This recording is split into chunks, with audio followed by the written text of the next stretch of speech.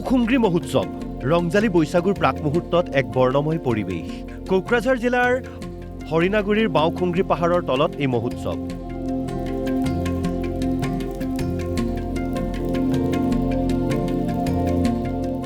বড়োভূমি মানেই যেন পৰ্যটনস্থলী।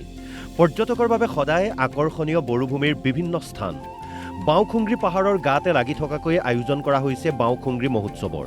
বড়ো কৃষ্টি সংস্কৃতি, লোক পৰম্পৰা আৰু জীৱনশৈলীৰ সমাহাৰ ঘটিছে এই মহোৎসৱত। বৈশাগুৰ গীত, নৃত্যৰে থলুৱা খেল ধেমালি, পাহাৰ বগোৱা প্ৰতিযোগিতা আৰু বহুতো অনুষ্ঠানৰ আয়োজন কৰা হৈছে।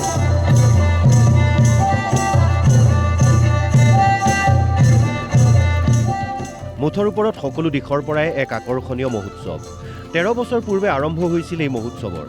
তেতিয়াৰে পৰা প্ৰতি বছৰে আয়োজন কৰি অহা হৈছে বাওখুংগ্ৰী মহোৎসৱ।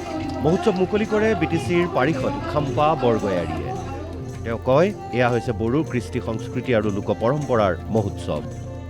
বাওখুংগ্ৰী ফেষ্টিভেল মানে আমাৰ বড়োলেণ্ডত এটা কেলেণ্ডাৰ ফেষ্টিভেল, আৰু সেইটো যিহেতু বহাগ বিহুৰ লগত জড়িত আছে আৰু বড়োসকলৰ ইয়াত লোকেল পিপলৰ যিটো ট্ৰেডিশ্যন আছে সেই ট্ৰেডিশ্যনৰ লগত জড়িত আছে। গতিকে গোটেই আমাৰ বড়োলেণ্ডত বড়ো, ৰাজবংশী, নেপালী, আদিবাসী, গাৰো, ৰাভা, ৰাজবংশী, অসমীয়া যিমান ট্ৰেডিশ্যন আছে সেই ট্ৰেডিশ্যনবোৰ আমি ইয়াত মানে শ্ব'কেছ কৰিবৰ কাৰণে চেষ্টা চলাওঁ।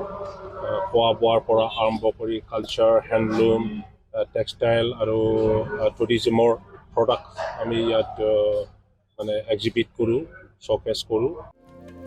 কোকৰাঝাৰ চহৰৰ পৰা 6 কিলোমিটাৰ উত্তৰ পূব দিশৰ বাওখুংগ্ৰী পাহাৰ লোকবিশ্বাস অনুসৰি এক পবিত্ৰ পাহাৰ। চ'ত বহাগৰ সংক্ৰান্তিৰ দিনা হাজাৰ হাজাৰ মানুহ আহে পাহাৰ বগাবলৈ। খাম, চিফুং আদি বজাই নাচি নাচি পাহাৰ বগায়। পাহাৰত পূজা অৰ্চনা কৰে সকলোৱে। সকলোৰে বিশ্বাস, সংক্ৰান্তিৰ দিনা বাওখুংগ্ৰী পাহাৰ বগালে বছৰটো মংগলময় হয়।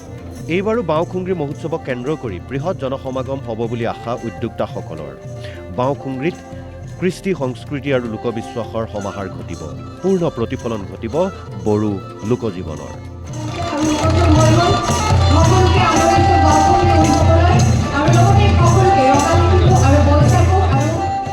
কোকৰাঝাৰৰ পৰা কনক চন্দ্ৰ বড়োৰ ৰিপৰ্ট, অসম লাইভ 24।